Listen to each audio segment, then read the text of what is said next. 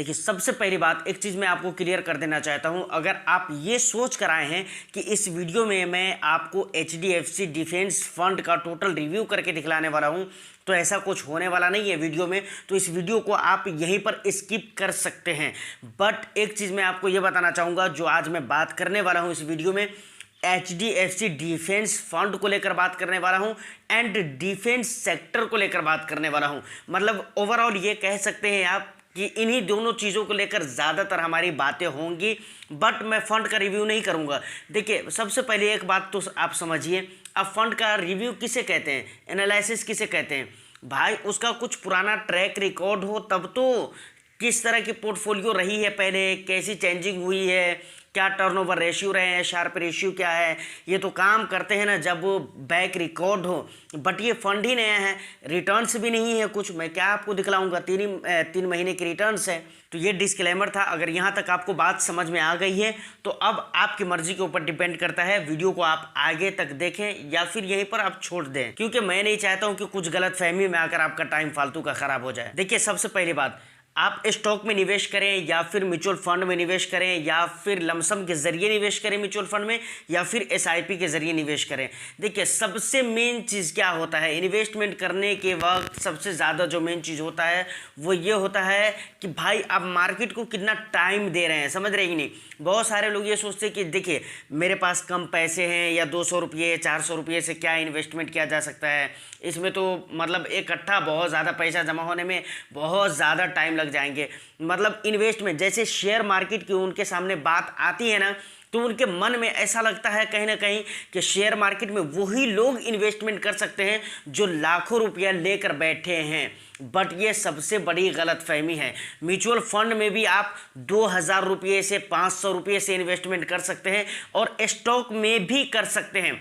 अगर मानकर चलिए कुछ देर के लिए मैं मान लेता हूँ, ठीक है, मैं 100 रुपये से मैं स्टॉक में मुझे निवेश करना है, तो मान लीजिए मुझे कोई भी ऐसा स्टॉक नहीं मिलेगा स्टॉक मार्केट में जहां पर मैं 100 रुपये से निवेश कर सकूं। फॉर एग्जाम्पल, देखिए यहां पर मेरे कहने का मतलब यह है कि यह चीज माने नहीं रखता है कि आप कितने पैसे से निवेश कर रहे हैं, बहुत ज्यादा माने रखता है कि आप कितने समय के लिए निवेश कर रहे हैं। देखिए मेरी बात को समझिए, इसका ये मतलब नहीं कि पैसा माने नहीं रहा। पैसा, अगर आप ज़्यादा पैसा इन्वेस्टमेंट करेंगे तो ज़्यादा रिटर्न्स मिलेगा आपको, कम करेंगे तो कम मिलेगा, ये एक अलग बात है। इस पर मैं बात नहीं कर रहा हूँ, समझ रहे कि नहीं। मैं बात एक्चुअली इस पर कर रहा हूँ जो बहुत सारे लोग ये सोचकर इन्वेस्टमेंट नहीं करते हैं कि भाई मुझे 100 रुपया से निवेश करना है या 200 रुपये 400 रुपये से निवेश करना है, तो इतना से थोड़ी निवेश किया जा सकता है, छोड़ो हटाओ। तो मैं ऐसे लोगों के लिए बात कर रहा हूँ। अब एक बहुत ही ज़रूरी बात, HDFC डिफेंस फंड में निवेश करना चाहिए या फिर निवेश नहीं करना चाहिए, ये इस बात पर डिपेंड करता है कि सबसे पहले आपको ये चीज़ मालूम होना चाहिए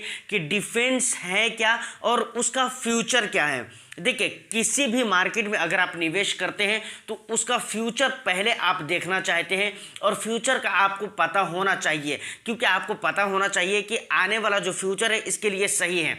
और ये चीज़ किसी के भी फ्यूचर सही और गलत होने के डिसीजन कब आप लेंगे, जब उसके बारे में आपको पता होगा और उसके फ्यूचर कुछ रीजंस होना चाहिए ना भाई किसी के फ्यूचर को सही होने के लिए। जैसे हमें ये समझना पड़ेगा कि डिफेंस का सेक्टर जो है आखिर इसका फ्यूचर कैसा है, आखिर इसमें निवेश हमें करने से हमें क्या रिवॉर्ड मिलने वाला है आने वाला टाइम में।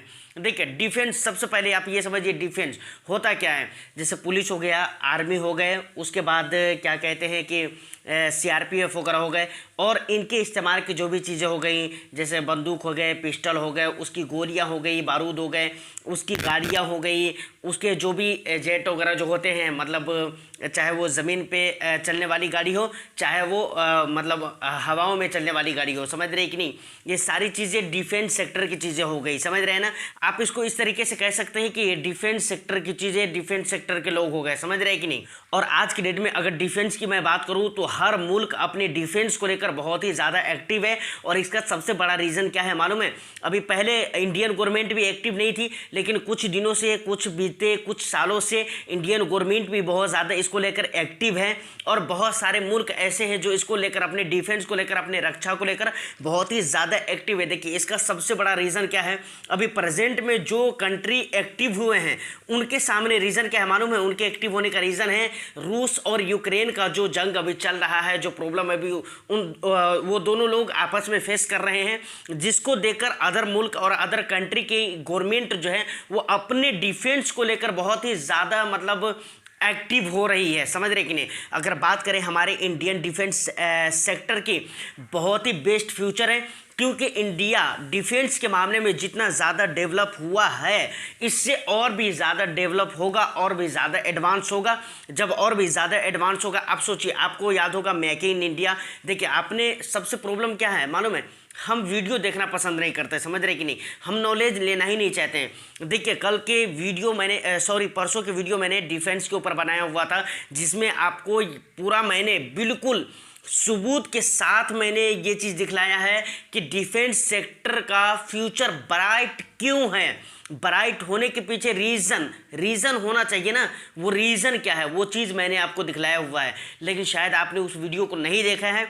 डिस्क्रिप्शन में लिंक है, ज़रूर देखिए, एक बार आपको समझ में आ जाएगा पूरा। तो उस वीडियो में मैंने बताया हुआ था कि देखिए, मेक इन इंडिया का जो मॉडल लाया गया, मतलब सारी चीज़ें डिफेंस की सारी चीज़ें हैं, जैसे गाड़ियाँ हो गई, उसके बाद पिस्टल वगैरह हो गए, उसके बाद बंदूक वगैरह, उसके बाद जो भी चीज़ें इस्तेमाल की जाती हैं या फिर छोटी बड़ी जो भी चीज़ें होती हैं, वो सारी चीज़ें जब इंडिया के अंदर बनाई जाएगी तो यकीनी बात है कि इंडिया के जो इस तरह की कंपनीज हैं उसमें लागत का जो परसेंटेज है वो ज़्यादा बढ़ाया जाएगा, और पहले भी बढ़ाया गया है। इसीलिए डिफेंस सेक्टर के जो स्टॉक्स हैं, उन स्टॉक के अगर 1 ईयर के रिटर्न्स अगर आप देखेंगे तो बहुत अच्छा रिटर्न्स देखने को मिलता है। और डिफेंस सेक्टर का आने वाला जो टाइम है ना, बहुत ब्राइट है। उस वीडियो को आप देखिए, आपको पूरी क्लियर हो जाएगी, पूरा विजन आपका क्लियर हो जाने वाला है कि आखिर क्यों ब्राइट है इसका फ्यूचर। और आपको इस फंड में और इस तरह के फंड में, डिफेंस सेक्टर के फंड में क्यों निवेश करना चाहिए, आप खुद वहां पर डिसीजन लेंगे कि आपको निवेश करना चाहिए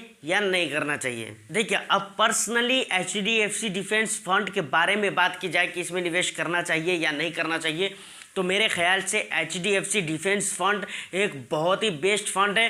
रीज़न क्या है?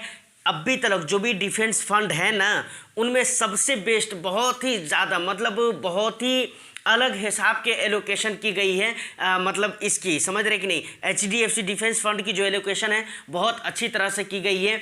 और हिंदुस्तान की जो डिफेंस सेक्टर के बड़ी बड़ी कंपनीज है ना, उन सारी जगहों पे इसका एलोकेशन किया गया है। जैसे डिफेंस सेक्टर की बड़ी कंपनीज की अगर मैं बात करूं तो जेनटेक हो गया, उसके बाद तनेजा एरोस्पेस हो गया, उसके बाद HAL हो गया, उसके बाद भेल हो गया, उसके बाद जो है ना और भी कई सारी कंपनीज है जैसे मझगांव डॉक्स वगैरह। और अभी मैं जिन जिन 4, 5, 6 कंपनियों का नाम लिया हूँ ना, उनमें से ज़्यादातर कंपनीज आपको मिल जाएंगी इस फंड के टॉप 10 स्टॉक में। आप जाकर चेक कीजिएगा, मैं यहाँ पर स्क्रीनशॉट लगा देता हूँ, आप देख सकते हैं। कई सारी कंपनीज जो बड़ी कंपनीज है, बिग कंपनीज है, जिसके आने वाले फ्यूचर बहुत ही अच्छे हैं, काम बहुत ही अच्छा कर रहा है, और बुक टू बिल रेशियो इसका बहुत ही हाई लेवल का है।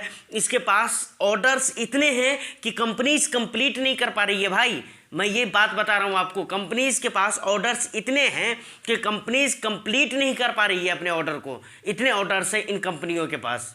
और ये सारी कंपनीज एचडीएफसी डिफेंस फंड के टॉप 10 स्टॉक में हैं, तो इसलिए मुझे लगता है कि आपको निवेश करना चाहिए। देखिए, मैं शुरू में ही कह दिया हूं कि 1 महीने, 2 महीने, 6 महीने और 2 साल, 3 साल के लिए आप निवेश मत कीजिए, क्योंकि मेन ये नहीं है और इम्पोर्टेंट ये नहीं है कि आप कितने पैसे से अपना इन्वेस्टमेंट शुरू कर रहे हैं या फिर मार्केट में इंटर कर रहे हैं। म्यूचुअल फंड की बात कर रहा हूँ, बल्कि इम्पोर्टेंट ये है कि आप कितने दिनों के लिए इंटर कर रहे हैं, मार्केट को आप कितना टाइम दे रहे हैं। तो अगर आप लंबे समय के लिए निवेश करना चाहते हैं तो आपके लिए एचडीएफसी डिफेंस फंड बहुत ही बेटर फंड साबित होने वाला है। और यकीन मानिए, आने वाला टाइम में जो इसके रिटर्न्स होंगे ना, अमेजिंग, पूछिए मत, बहुत ही हाई लेवल का रिटर्न्स हो सकता है।